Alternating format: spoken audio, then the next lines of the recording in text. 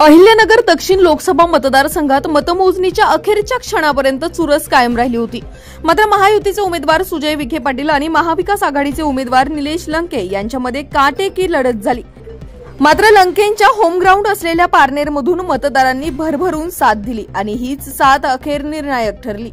पारनेरमधून जवळपास 50,000पेक्षा अधिकची मते लंके यांना मिळाली। विखेंनी 34,000 मतांचे मताधिक्य सुजय विखे यांनी घेतले।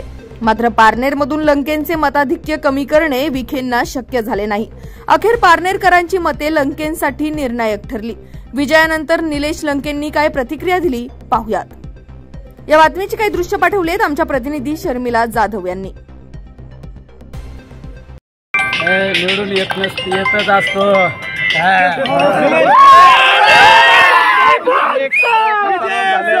तुमच्या बद्दल अनेक गोष्टी बोलल्या गेल्या, आता आज काय वाटतं त्या सगळ्या? अभी कुछ नहीं बोलने का किसी को, जो होगा वही अच्छा ही होगा। नाही आता ज्याने कुणी काय केलं त्यांना लक लाभ लाभू।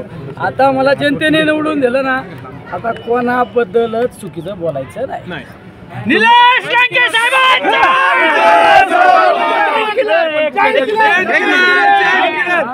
जायंट किल्लर ठरले का तुम्ही, असं वाटतंय का?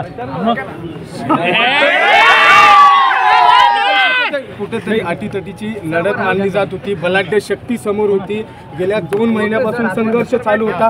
कसं बघता याकडे, काय सांगाल या संदर्भात? ह्या विजयाचं खरं श्रेय जातं ते माझ्या शेतकरी बांधवांना, माझ्या बेरोजगार तरुणांना आणि माझ्या राजकारणाच्या पहिल्या दिवसापासून माझ्या सहकार्यांनी मला जी साथ दिली आजपर्यंत त्यांना ते श्रेय जातं। माझ्या महाविकास आघाडीतील राष्ट्रवादी काँग्रेस असू, शिवसेना असू, तुमचं कम्युनिस्ट असू, आम आदमी पार्टी असू, आमचे सगळे लोक इतके पळाले बिचारे। आज त्यांच्यामुळे हा विजय झाला। तर निलेश लंके शून्य, निलेश लंके शून्य। तुमचा काय अजेंडा आहे? आता पुढचा अजेंडा आज कुठंतरी दादागिरीची भाषा करण्याचा आरोप करण्यात आला आणि आज खासदार झाले। अजेंडा काय असणार आहे पुढे? लोक म्हणजे घाबरतात, काय त्याला काय नाही करायचे। दादागिरी करणाऱ्याला लक लाभ लाभू, कोणाला काय